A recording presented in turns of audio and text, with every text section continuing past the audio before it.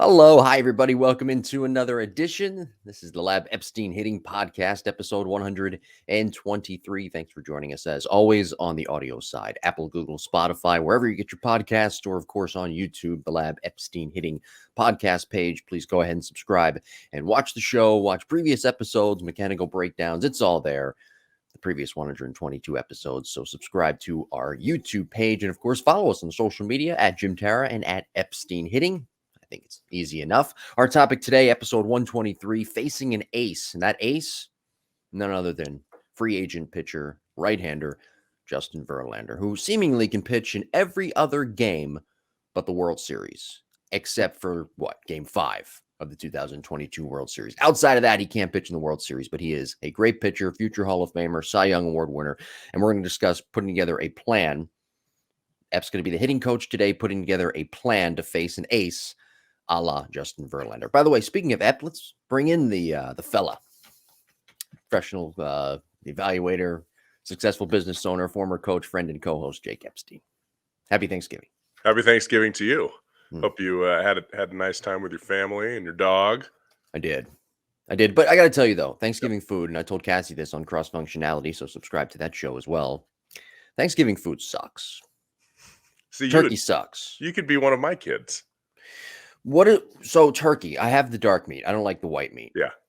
Turkey, even the dark meat is dry. Like somebody tweeted this on Twitter. And it was a great point. They tweeted this on Thanksgiving night. Nobody actually orders a turkey when they go out for like a celebration, right? I'm going out on a date, right? I don't take someone to a nice restaurant and say, hey, you know what, waiter or waitress, sir, ma'am, I'll have the turkey. Nobody ever orders turkey. You know why? Because turkey sucks. So does stuffing. So does cranberry sauce. You know the only good things about Thanksgiving food? I'll tell you right now. Cookies, cherry pie. That's it. Pumpkin pie sucks too. Who wants to eat a bunch of mush in your mouth? Seriously, think about that. You're eating mush. Pumpkin pie it's mush. You've put a lot of time and thought into this. I was driving the other day. It's about the tradition. It's about the tradition, breaking bread with the Native Americans. That's what Thanksgiving is all about. The Native Americans, when they broke bread, they never had turkey. I don't know where this came from. I was driving the other day. Wild turkey running around. I passed a Starbucks, and they had I hear commercials, and that got me thinking. Hearing commercials for the pumpkin spice. Right, I was hearing that all fall. Right, there's nothing good about pumpkin spice coffee either. There's nothing good about pumpkin pie. There's nothing really that great about turkey. Thanksgiving is great. It's a great holiday. Not a big turkey guy. Okay, rant over.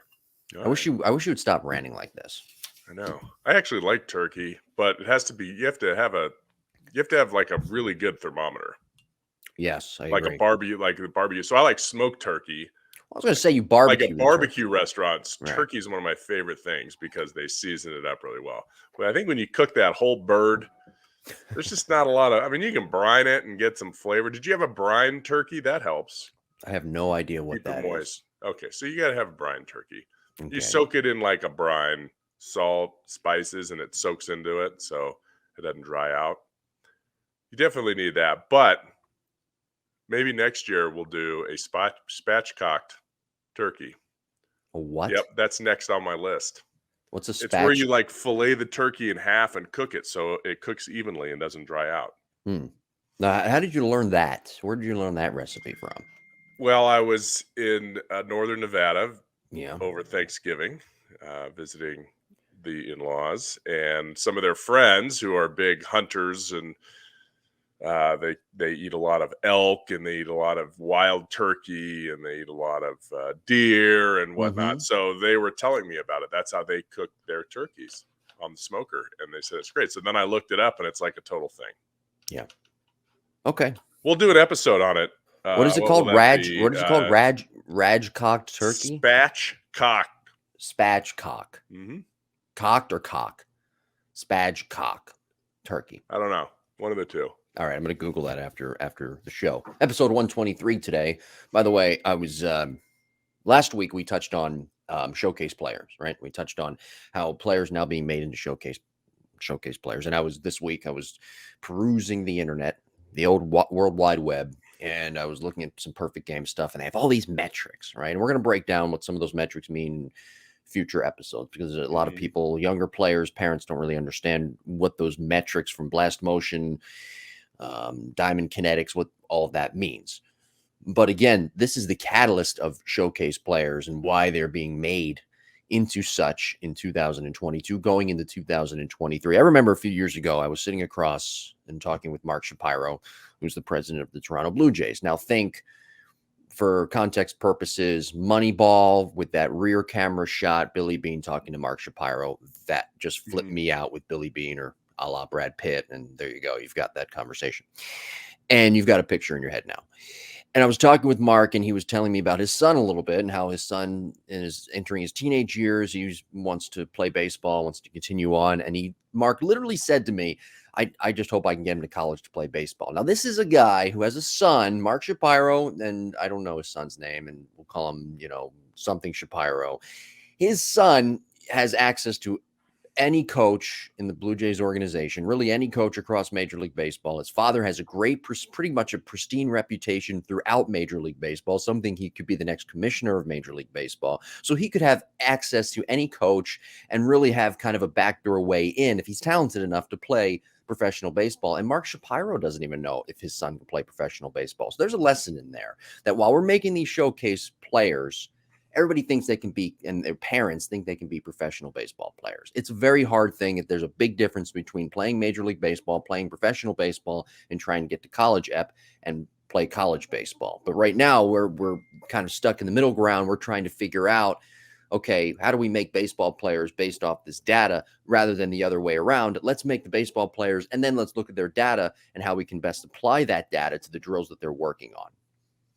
Well, that's the process. There's just, data's easy now. It's easy to set up. I received an email from one of the players that I work with and see all the time, and it says, "Hey, come down to yada yada yada.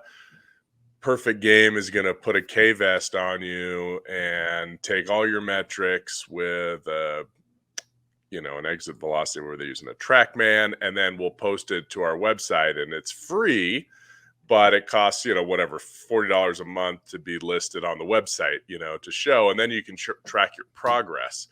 Well, again, now we're looking at data without implementation. What does that mean? Oh, I hit the ball, and this kid is, he's 14 years old. So there's 14-year-old kids that are 6'2", and there's 14-year-old kids that are 5'2" and 110 pounds. How do you rank them at the same level? And that's essentially what they're doing. So somebody told me, don't ever go to a showcase until you're showcaseable.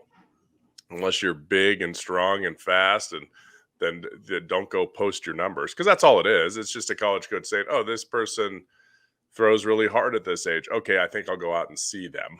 They're not going on those numbers. Now, the proper way to use all that is what we do at Epstein Hitting and what we do at the lab, and that's why it's called the Lab Epstein Hitting Podcast. But we take we take that information not from some random person that we never see or train, but people that we train, and we use that information, and then we go through it. If you have a KVS report, you have to go through that with a player or your coach that's knowledgeable on the information, probably for 30 to 40 minutes to understand what the heck is my body doing and what areas can I improve upon. It doesn't just say, oh, your hip moves this fast, your shoulder moves this fast, your arm moves. That doesn't do anybody any good. Oh, you're in sequence or you're not in sequence. Well, that doesn't do anybody any good. It's how do we, get your X factor stretch better? We could see some of that on video, but are we keeping our hands back at launch? Are we launching properly? Are we launching our upper body too soon? So these are all things that you can't just get the information and splot it out on a web page and think you're going to get better. You have to utilize that information. And that's what the professional organizations do, and a lot of college programs do. But for the professional people, we're just trying to get a number. Right. Okay, where are you right now? What do you do well and what don't you do well? Okay, we're not gonna sign someone because they have a crazy number on a blast report. Okay, that's the farthest thing. In fact, I've seen them.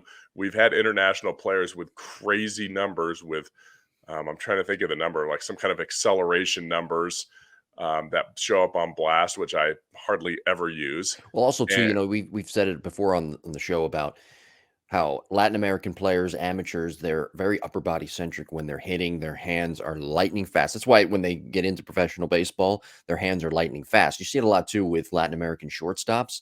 They've got great hands, so they can go into the hole, into the shortstop hole, backhand, set their feet and throw. Where you look at American players, amateur players, especially at the high school level, and I see this all the time. This is why they take the crow hops and they want to show off the arm strength. I see that they backhand and then their footwork gets out of sequence. They shuffle their feet and then they try to throw as hard as they can. Latin American players, very upper body centric. Now, get rid of the ball. to the flip side of that, their lower body isn't as developed as, say, an American type player. Mhm. So the metrics are going to be a little bit different as it comes to Latin American players and of course, American born amateurs. Yeah, and some of them are, and some of them are similar, but yeah, they're 10 years old. They're swinging wood bats. They're swinging Yeah. drop threes. Maybe Yeah. there's a drop five somewhere on the island, but probably not. They're not swinging drop tens, so they are building hand strength at a much younger age. But getting back to those numbers, that number's not going to get you signed or drafted. Okay, it's Right. going to tell you what kind of athlete you are, or it's going to tell your recruiter what kind of athlete are. I mean, way back when, I don't know, maybe this was 15 years ago, maybe it was 25 years ago. I don't remember. It wasn't 25 years ago. It was after I was done playing. But Gary Ward, so at the time, I believe he was at New Mexico State. So this would have been late 90s, early 2000s, maybe. And he said, we're not going to recruit anybody that doesn't hit a ball 90 miles an hour off the tee. Okay, that was their benchmark. You can't play, and that's what they said. You can't play college baseball unless you can hit 90. So if they did a camp or a showcase camp or something like that, that was their baseline. You look at that number now with college players, it's probably closer to 100 miles an hour. Yeah. Because you can cheat it. You can try to swing as hard as you can, and you can almost crow hop. Sometimes you see these guys taking these incredibly huge strides and huge hand loads just so they can get a ball to go 100 miles an hour off a tee, but none of that relates in a game. So again, it's like anything else. It's like scouting, it's like player development. How do you use those metrics? The metrics themselves, the technology itself does not make you a better player. How you utilize it and how your coaches help you interpret that and then put you in the correct positions or the correct plans to get better, that's where technology helps, whether it's a blast motion sensor or a K-Vest or a HitTrax. Doesn't matter what it is. Right. Well, college coaches, though, this is on you because college coaches, they look for a certain number. And then high school coaches, because they don't know any better, Mhm, they'll parrot things and they'll retweet mhm. things about what their high school kids and their athletes are doing at showcases based off those numbers. And now all of a sudden, here we are creating pressure. And the parents don't know any better. Sorry, no offense, but parents don't know any better. So Yep. then they're telling their kids, hey, you have to hit this certain number. Hey, you have to hit this certain number. And quite frankly, I don't blame them because parents are trying to get their kids scholarships and they're trying to pay less money for college, which has the Ugh. rate of college, and has just gotten ridiculous. So I'm not indicting parents here. I'm indicting more so college coaches saying, hey, they need to hit a certain metric, and high school coaches following that and telling their kids, hey, you guys have to hit this certain metric when if you want to play at the next level. Oh, and don't forget the GPA. Nobody ever talks about that anymore, by the way. The GPA is still, I sound like an old boomer right now. The GPA is still very important through all of this. You're going to probably get the majority of you out there are going to get more academic money than you are athletic money. Yeah. Probably 90% of you that are Yeah. listening. No doubt about it. You get a Well, high 90% ACT of the people score. just went away. So there goes 90% of our audience because you just spoiled something for them. No, it's true. Jake They have Epstein, the dream killer. if it wah, wah, right? But no, if you're a baseball or softball player, you got 11.7 scholarships split amongst 30 people or more, sometimes on a baseball roster.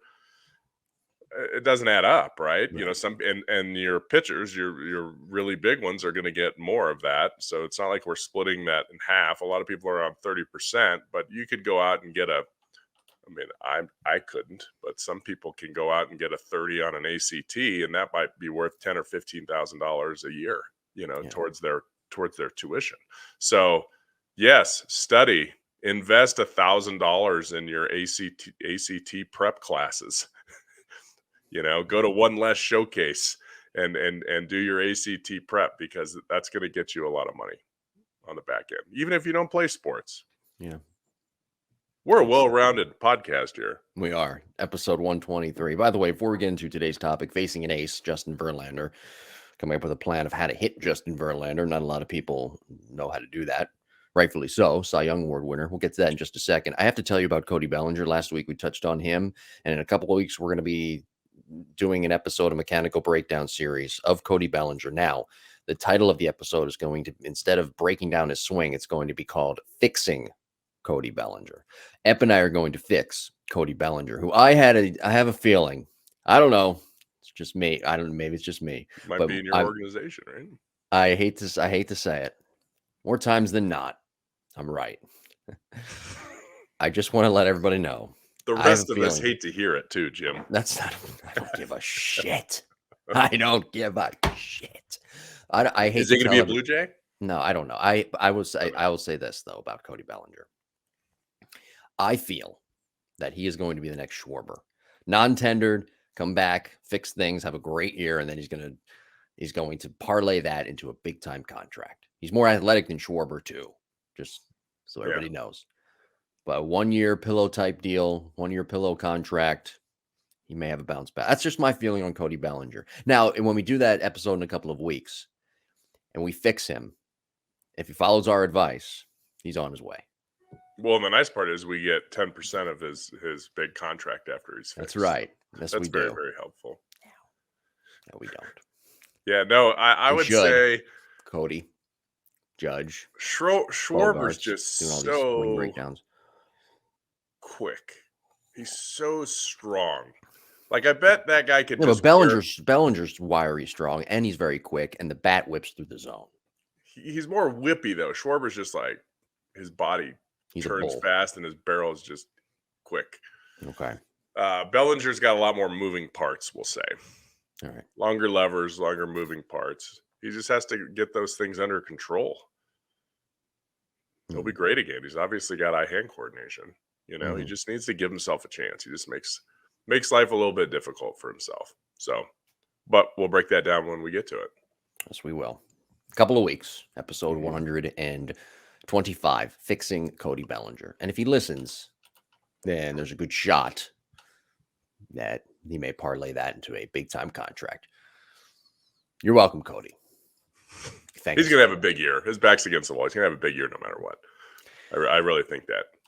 All right, follow us on social media at Jim Tara, at Epstein Hitting. Let's get into today's topic, episode 123, Facing an Ace, that ace being Justin Verlander. Before we break down his repertoire, Justin Verlander, well, let's just say this. How often, as a coach, let's put you in the position of a hitting coach, how often do you have hitters meetings with your guys? Is it once every few days, before the first game of the series, or is it every day? It varies throughout organization and collegiate program to collegiate program.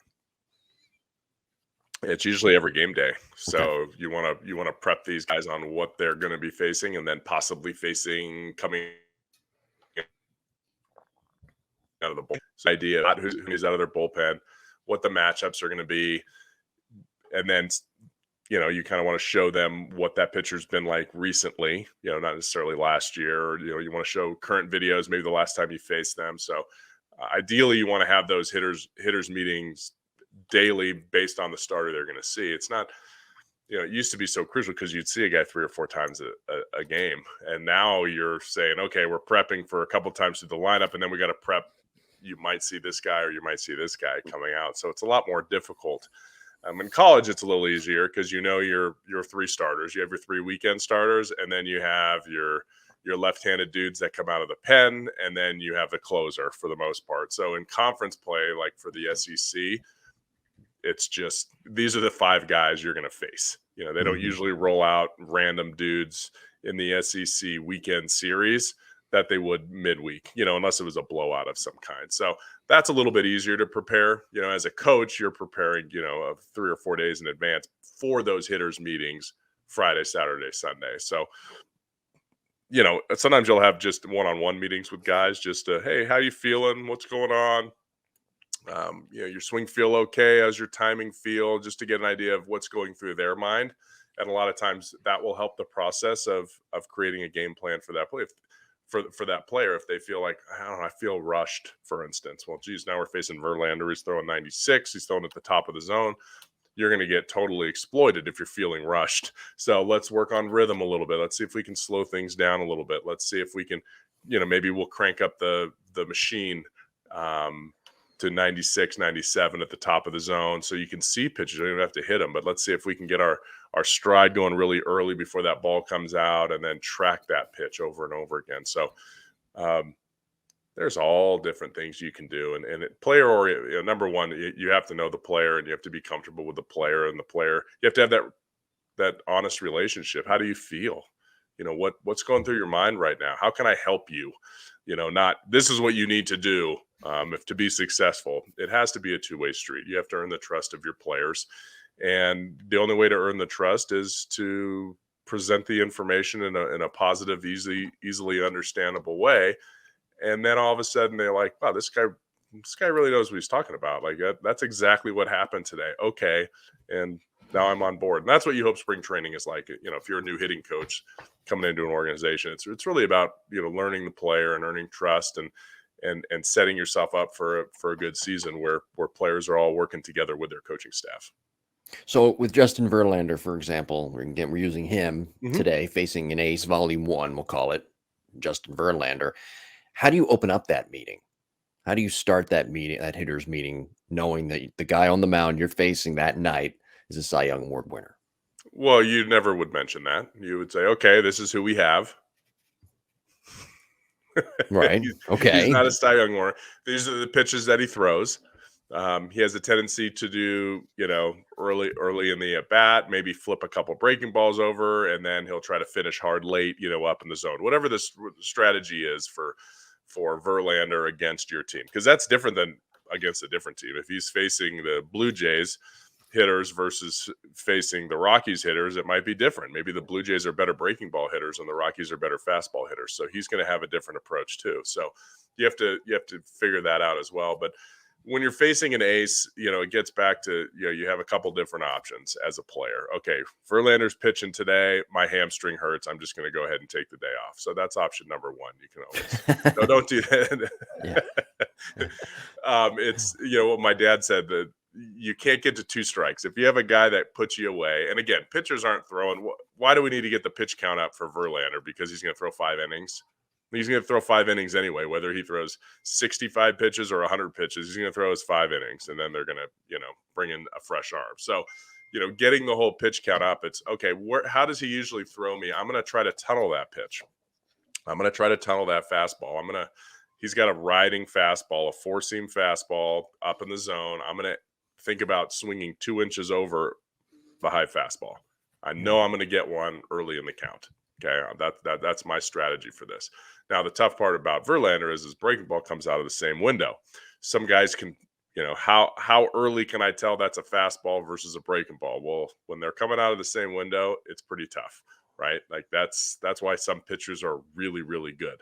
So you have to have that approach, and some guys can take that pitch. And maybe some guys are going to look for breaking balls early in the count. Okay, he's going to flip me a fastball or a curveball or a slider, right? He's going to throw me a get me over. He always does.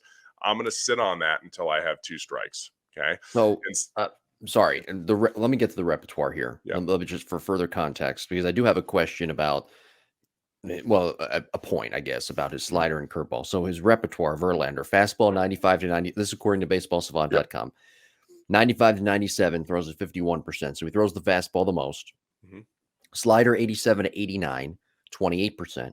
Curveball 78 to 81, 19%.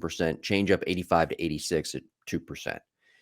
Okay, I'll get to the curveball and slider in just a moment, because there isn't much of a difference between the two when you watch it with your eyes and you look at some of the data. But with the fastball 95 to 97, to hitters, it rides up. We've talked about this before, but from the pitcher's standpoint, from Justin Verlander's point of view, it's just staying on plane with his arm slot and his release point. But it's got a high spin rate, and that fastball, for the most part, where he is successful, it is when he leaves that fastball or pinpoints it up in the zone. Yeah. And so you again, he's going to be different with some people. He's going to throw more sliders to some people. He might throw a curveball more, a get me over. If he's got to get me over, it's probably going to be a curveball versus a slider. Does he bury the slider with lefties? I don't know if he's that kind of guy. I think lefties he puts away with his high fastball, right? He tries to get belt high, he tries to get belly button high to lefties, which typically, drop the barrel a little bit more. They can drop the bat head more, so he's going to exploit them. So plus you look at those numbers, right? So you told me what 51%, and then he splits his other, he doesn't change up that much, right? Right. So the change up 2%. So how would you approach that? You kind of tell guys, hey, I'm throwing eliminate the change up. Yep. Yeah, he's going to throw that 4 times a game, 3 times a game. So I'm not worried about the changeup, but I am worried about, that those percentages might be way different from righties to lefties. So you have to break those down as well. Like, okay, lefties, maybe he throws 62% fastballs or more, and then he throws low. So definitely break that down, or try to break it down into power hitting lefties versus middle infield lefties, or speed lefties, something like that. So you can whittle those numbers down to figure out how does he really throw people like me. Or if you've been in the league a long time, right, then you go back and look at your last 20 at bats against this guy. Okay. Now, hitting's hard because pitchers are doing the same thing. Well, last time I faced him, because they have their pitchers meetings, right? Yeah. This guy got me on this pitch. Okay, or I didn't have success here, and now you may have a whole other plan. So the key is, figure out what pitch you're going to get early in the count that you can hit. Once you get to 2 strikes, and this is stuff that Ted Williams told my dad, like, if you're facing an ace, a guy that can put you away with 2 strikes, try not to get to 2 strikes. It's very difficult to strike out with less than 2 strikes. Okay. So, look for a pitch early in the count. Don't be as fine. Okay, I'm not going to sit maybe, middle in. I'm not going to sit, ball 2 or ball 3 to me. I'm going to open up the plate a little bit, and maybe the count's 1-0, or maybe it's 0-0, but instead of just looking for, a perfect pitch that I would sit on in that count, maybe I'm going to open it up and cover 2/3 of the plate instead of just 1/3 of the plate, something like that. So that's typically the way to get to guys, is to get them early in the count if you can, based on your plan that you put together and the pitch that you're looking for. And some guys can't get on top of that high fastball. And if that's the case, you got to really tunnel down. And sometimes that works, and he'll leave a fastball lower in the zone. The problem with that is if he starts a breaking ball at your thighs, a curveball thrown out of that same window or that same arm slot, you're going to probably chase that in the dirt. Okay. Mm-hmm. If you're looking up a little bit to stay on top and he throws a curveball up, you at least have a chance to hit a hanger.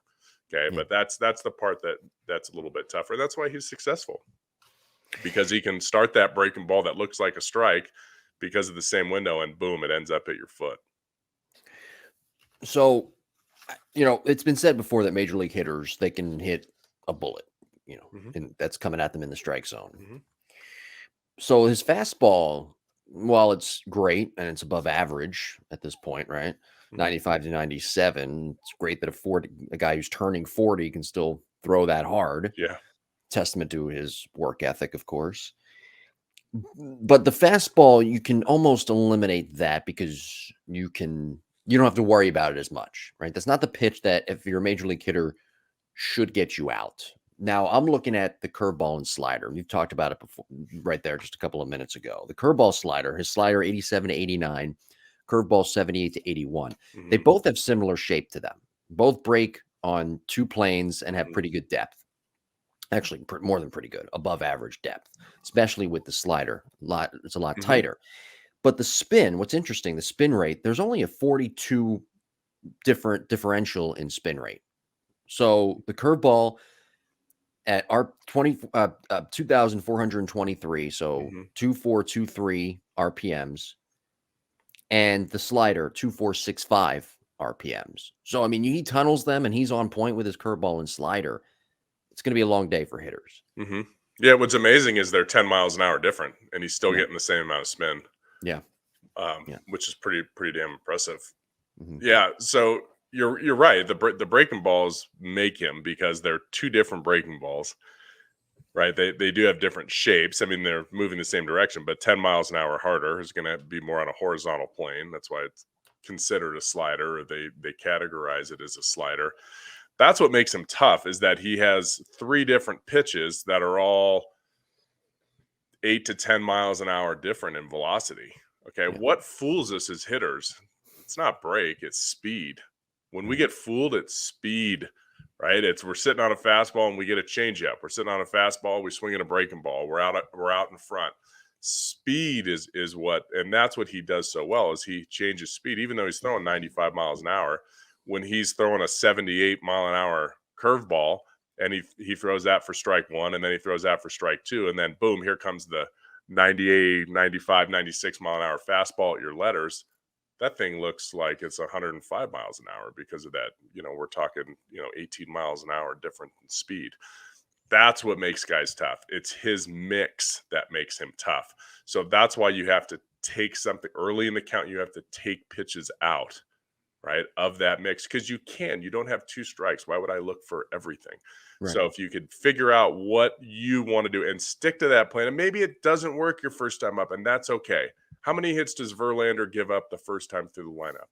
Not very many, but we use it as a learning experience, right? We're using it in hopes that, boom, I can get him my next at bat after he walks a guy, or after we get a bloop somewhere. Yeah. You're not going to get 4 line drives off of Verlander in one inning. Okay, you're hoping to put a couple balls in play, maybe you get jammed, or you hit one off the end, you scratch through a hit, and then boom, we barrel something up and hit a 2-run homer. Okay, great. Now we had our chance off Verlander and we made the most of it. But you're not going to sit there unless he doesn't have his good stuff, right? Which guys have their good stuff, every couple starts. They don't have their great stuff every start. But if you can get them, and essentially you're plotting for that attack. You're plotting every pitch. When am I going to win this battle? When is he going to make a mistake? Right? I'm sitting on this. Boom, I got it, and I hit it hard. That's why mechanics are important, because if you have bad mechanics and you finally get your pitch and you miss it, oh man, I worked my tail off with my pregame meeting, with my approach plan, and now all of a sudden I missed the pitch he gave me, and I could have won the game for my team. So that's why mechanics and swing plan are so important. Is when we do anticipate correctly off these guys that are just elite pitchers, and we do put our swing off, and our timing is good, we got to make sure our barrel's on the right spot. So how do you formulate a plan and go through these meetings based off previous failures and previous successes off, say, again, facing an ace, Justin Verlander? Yeah. So if I've determined that early in the count I'm going to sit on fastballs, okay. So I'm going to prep. I'm going to visualize. I'm going to close my eyes. I'm going to see Justin Verlander. Maybe I pull up videos. Maybe somebody in the hitting department has put together my last 5 at bats. And so you're seeing Justin Verlander, and of those last 5 at bats, they've taken all the fastballs out and they've cut them down and says, this is what it looks like, on video of him throwing you those fastballs, right? Maybe it's a behind home plate view. Maybe it's behind the pitcher view. It doesn't matter what it is, but you're sitting there and you're watching it and you're visualizing, when do I start moving, right? You can watch a video and be like, I'm going to practice my rhythm here. Then we say, okay, let's dial up that fastball. He releases the ball from 62 inches off of the ground, 18 inches to the right of the center of the rubber, wherever his release point is. You slide the machine there. You crank up maybe if you have spin rate accessibility in your batting cage, you can totally mimic that exact pitch. But maybe you just crank that thing up to a 95 mile an hour fastball with a 4-degree drop trajectory or a 3-degree drop trajectory, and you just sit there and see them, and then you start staying on top of that pitch, staying on top of that pitch, staying on top of that pitch. Okay, and then you get your work done, and then you go do your fielding, and you eat something, you get your uniform on, maybe you do a little bit more visualization, and then we're ready to rock and roll, man. It's game time. Yeah. It's fun. Yeah, I mean, it's a process. And some guys can do that, and some guys can think their way through it, and then some guys say, hey, coach, what are we doing today? And we say, okay, I've done the thinking for you. We're going to take some swings off this machine, off this pitch. I want you to look for it. Boom. Let's get to work. All right. Any questions? Good stuff today. App, any questions? Email us, dreambowpodcast21@gmail.com. I'm sure we'll do another one of these down the line. Facing an Ace, episode 123. Please subscribe to the show, by the way. Leave a review, Apple, Google, Spotify, or the Lab Epstein Hitting Podcast YouTube page to watch the show. Next week, very simple topic, two-strike hitting. Oh, boy. Two-strike hitting. So many strikeouts nowadays across baseball, high school, college, pro. We're going to talk about two-strike hitting next week. So many. Not for the Astros. They did a pretty damn good job in the World Series. They did. And they squeaked out. I saw somebody, it was a funny tweet, but it was like, it had to do with your Thanksgiving and, moving a runner over or hitting a ground ball to second base. Mm-hmm. And it said, in theory, really good. In reality, it's like pumpkin pie or whatever, you were saying. But I thought about, there were 2 or 3 hits that the Astros had that were back-breaking hits that went between with 2 strikes, that Maldonado hit one of them, that were just little base hits between first and second that either kept an inning going or scored a run. Right. And it really is part of the game. You can't just give in all the time, or you can't give up all the time. You can't just swing for brokes. Sometimes, yes, maybe 1 out of 25 times with 2 strikes, you hit a home run. Awesome. But can we at least put the ball in play a little more? Can we cut down on strikeouts? Can we move runners? And we'll see if that works. Now, sometimes you're big and slow, and hitting a ground ball with 2 strikes is bad. You might as well try to hit a double and score a runner from first base instead of hitting into a double play. That's different. But for everyone in there, it's okay to put the ball in play with 2 strikes. Yes. So we'll talk about that next week. Two-strike hitting. That'll be episode 124. What do you got coming up at the lab? We got our college stuff going on. We have our meetings with all the people that did our KVest reports. So now they're meeting with their instructors. So Matt and Kenny will do meetings with all their players going through that. And we're gearing up for season time, right? Now's the time to get bigger and stronger and eating right and moving fast. And then we're working on mechanical stuff right now. And then come January, we'll start taking that into more velocity and more breaking balls with all of our training. By the way, we talked about off-season prep plans offensively last week, episode 122. So go back and listen, subscribe. We would greatly appreciate it. Thank you for listening today. Anything else? We done? Good? You want to talk more about how you hate Thanksgiving food? No, I like Thanksgiving food sometimes. Yeah, I mean, I'm not in your boat. There's a couple of us in the family that like it. 2 out of 5 in my immediate family. My mom always made a nice Thanksgiving. Yeah. And my dad always smokes a turkey. Mm-hmm. And he usually undercooks it. So we might die, but it's never dry. Right. That's the sacrifice you make sometimes. All right. Episode 124 next week. Thank you for listening, and we will talk to you then.